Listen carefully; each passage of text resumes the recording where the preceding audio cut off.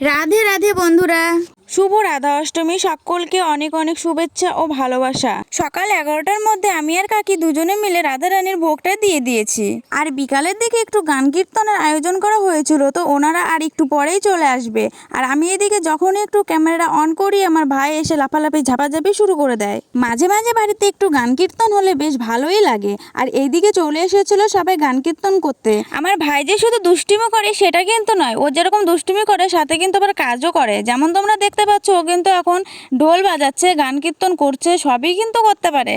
আজকের দিনটা একটু কষ্ট হয়ে গিয়েছিল, সবাই গান কীর্তন করছিল, কিন্তু আজকে কারেন্টের এত ডিস্টার্ব ছিল, সকাল থেকে কারেন্ট ঠিক মতো ছিলই না, যার কারণে আমি আর দাদু এখানে হাত পাখা দিয়ে হা করছিলাম সবাইকে।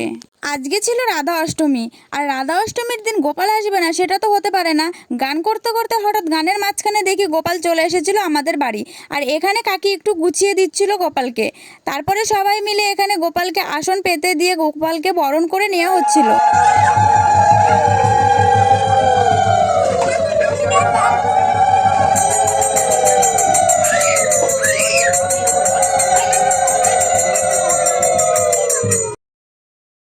এখানে গোপাল বসে বসে গান শুনছিল, তো গোপালের সঙ্গে সঙ্গে তোমরাও একটু গান শুনে নাও।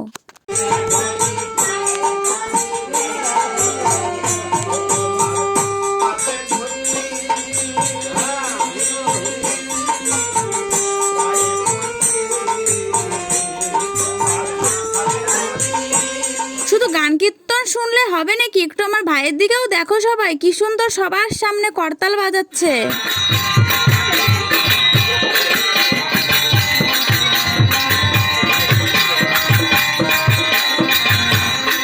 আজকের গান কীর্তন আমাদের এখানেই শেষ করা হলো।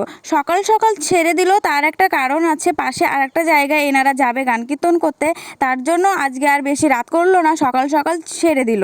আর পাশে যে তোমরা যে সমস্ত ছোট ছোট কার্ড দেখতে পাচ্ছ, ওইগুলো হচ্ছে সামনে আর একটা অনুষ্ঠান আছে তার জন্য করা আছে, কিন্তু কি অনুষ্ঠান আছে সেটা আমি এখন তোমাদেরকে বলবো না। এইদিকে ভাই বসেছিল খেতে, ভাইকে জিজ্ঞাসা করলাম ভাই কেমন হয়েছে, ভাই তার জন্য আঙুল দেখিয়ে দিল, আর এইখান থেকে একটা ভাস্তা ওও আঙুল দেখাচ্ছিল। আজকে রান্না হয়েছিল লুচি, সুজি, আর ছিল ছোলার তরকারি।